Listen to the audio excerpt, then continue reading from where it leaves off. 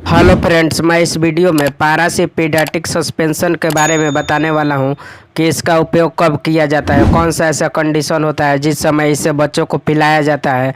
इसके डोज के बारे में बात करेंगे कि अगर बच्चों को पिलाना है तो इस दवा को कितने मात्रा में पिलाना है, और इसके साइड इफ़ेक्ट के बारे में बताएंगे कि इसको पिलाने से क्या क्या साइड इफ़ेक्ट हो सकता है, कौन कौन सा ऐसा सिम्टम्स हो सकता है जो कि आपको देखने को मिल सकता है अगर इसे बच्चों को पिलाते हैं, और उसके बॉडी पर साइड इफ़ेक्ट हो तो कौन कौन सा साइड इफ़ेक्ट हो सकता है।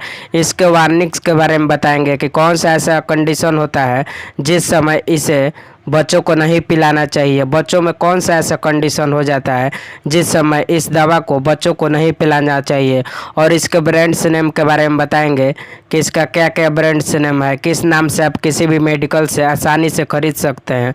अगर वीडियो अच्छा लगे तो वीडियो को लाइक, चैनल को सब्सक्राइब और बेल आइकन प्रेस करना ना भूलें।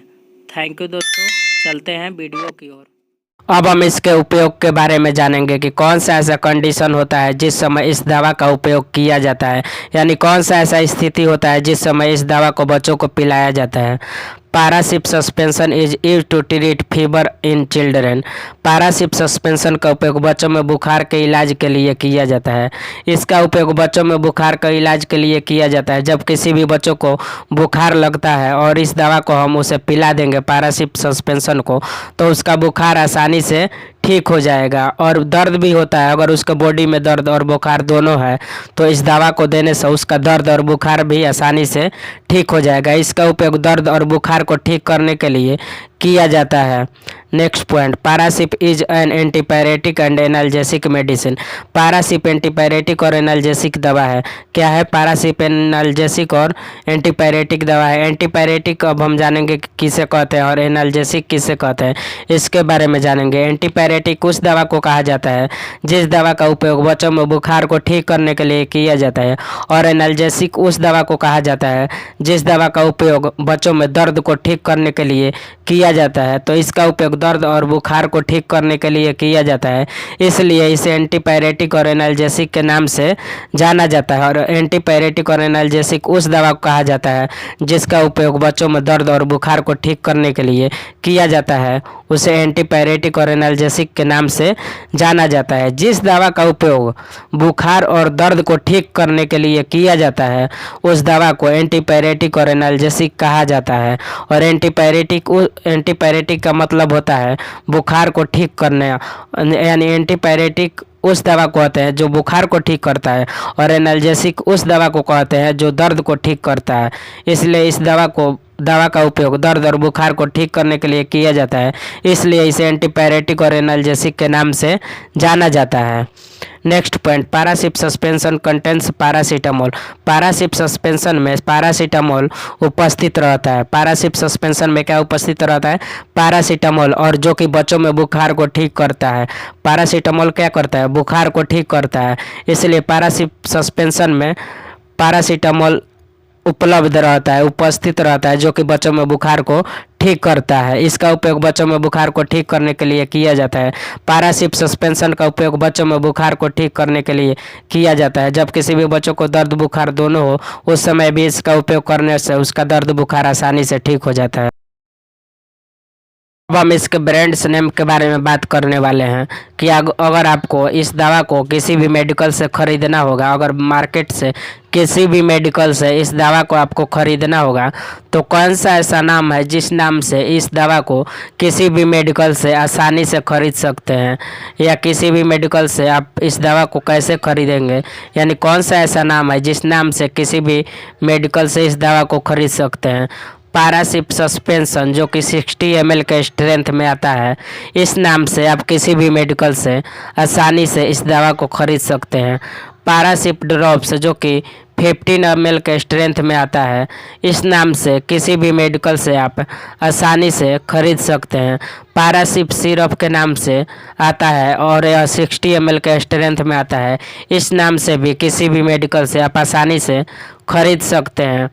पारासिप सस्पेंशन के नाम से जो कि 60 ml के स्ट्रेंथ में आता है, पारासिप ड्रॉप्स के नाम से जो कि 15 ml के स्ट्रेंथ में आता है, पारासिप सिरप के नाम से जो कि 60 ml के स्ट्रेंथ में आता है। इनमें से किसी एक नाम से आप किसी भी मेडिकल से आसानी से इस नाम से आप खरीद सकते हैं इस दवा को। दवा का ब्रांड्स नेम है जिस नाम से आप किसी भी मेडिकल से आसानी से खरीद सकते हैं। अब हम इसके डोज के बारे में बात करेंगे कि अगर इस दवा को पिलाना है तो कितने मात्रा में पिलाना है। अगर जब भी इस दवा को आप पिलाते हैं, पारासिप सस्पेंशन को अपने बच्चों को पिलाते हैं, तो इसके कितने मात्रा बच्चों को पिलाना है। जब भी आप इस दवा को खरीद कर लाते हैं तो कितने मात्रा में, कितने डोज में, कितने खुराक में इस दवा को अपने बच्चों को पिलाएंगे। अगर बच्चा का उम्र 3 से 6 महीना है तो उसे 1.5 ml 2 टाइम देंगे। बीडी का मतलब होता है 1 दिन में 2 बार। अगर बच्चा का उम्र 3 से 6 महीना है तो उसे 1.5 ml 1 दिन में 2 बार पिलाएंगे। अगर बच्चा का उम्र 6 से 12 महीना है तो उसे 2.5 ml 1 दिन में 2 बार पिलाएंगे। अगर बच्चा का उम्र 2 से 10 साल है तो उसे 5 ml 1 दिन में 2 बार पिलाएंगे। बीडी का मतलब होता है 1 दिन में 2 बार। इस दवा को 1 दिन में 2 टाइम पिलाना है। ज़रूरत होने पर इसे 1 दिन में 3 बार दे सकते हैं। अगर इसकी आवश्यकता होगी कि 3 बार 1 दिन में पिलाएं तो इस दवा को 1 दिन में 3 बार मैक्सिमम पिला सकते हैं। और जब भी दें 4 घंटा के अंतराल में दें। अगर इस दवा को जब भी पिलाना है, कोई भी कंडीशन हो, तो इस दवा को 4 घंटा के अंतराल में पिलाना है। पहला डोज देने के बाद उसके 4 घंटे के बाद ही दूसरा डोज देना है। यानी पहला खुराक देने के बाद दूसरा खुराक 4 घंटा के बाद देना है। तो इस दवा को जब भी पिलाएं 4 घंटा के अंतराल में पिलाएं। अब हम इसके साइड इफ़ेक्ट के बारे में बताएंगे। अगर इस दवा को अपने बच्चों को आप पिलाते हैं तो कौन सा ऐसा साइड इफ़ेक्ट है जो कि आपको देखने को मिल सकता है, कौन कौन सा ऐसे साइड इफ़ेक्ट है जो कि आपको देखने को मिल सकते हैं अगर इस दवा को अपने बच्चों को आप पिलाते हैं।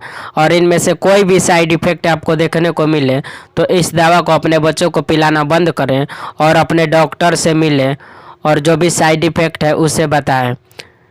स्टोमक अपसेट, पेट खराब होना, उसका पेट खराब हो सकता है, लूज मोशन हो सकती है, बार बार उसको लैट्रिन लग सकती है, बार बार लैट्रिन कर सकता है। नेक्स्ट पॉइंट, स्टोमक पेन, उसके पेट में दर्द हो सकता है।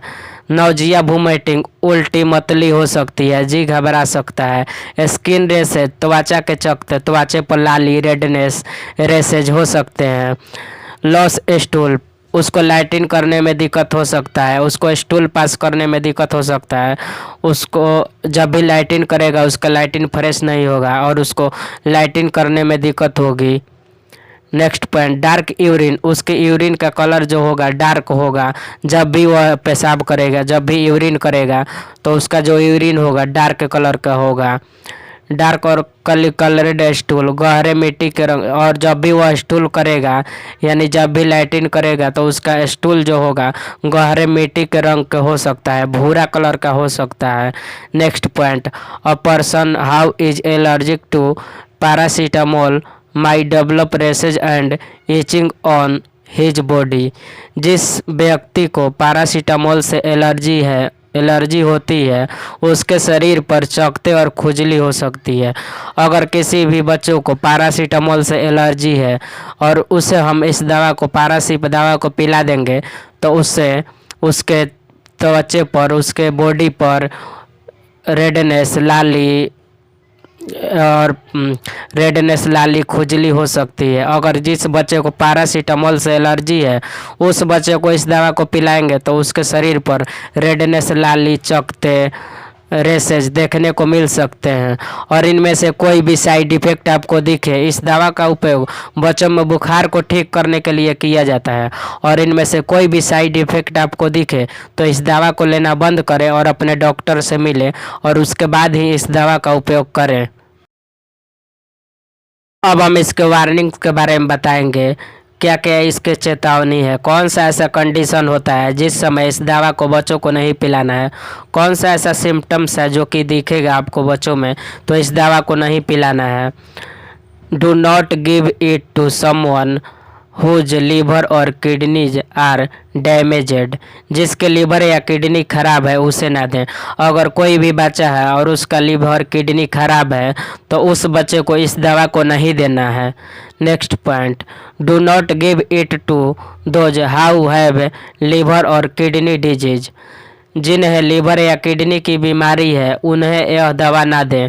अगर जिस व्यक्ति को यानी कोई भी बच्चा है जिसे लीवर या किडनी की बीमारी है या लीवर या किडनी से जुड़ी कोई भी बीमारी है तो उसे इस दवा को नहीं देना है, उसे इस दवा को नहीं पिलाना है। Next point, do not give this medicine to your child for more than 3 days without the doctor advice, doctor के सलाह के बिना अपने बच्चों को यह दवा 3 दिन से ज़्यादा ना दें। अगर आप इस दवा को किसी भी मेडिकल से ख़रीद कर लाते हैं और अपने बच्चों को पिलाते हैं तो 3 दिन से ज़्यादा ना पिलाएं। अगर अपने मन से स्वयं से खरीद कर इस दवा को बच्चों को पिलाते हैं बुखार को ठीक करने के लिए तो इस दवा को 3 दिन से ज़्यादा ना दें।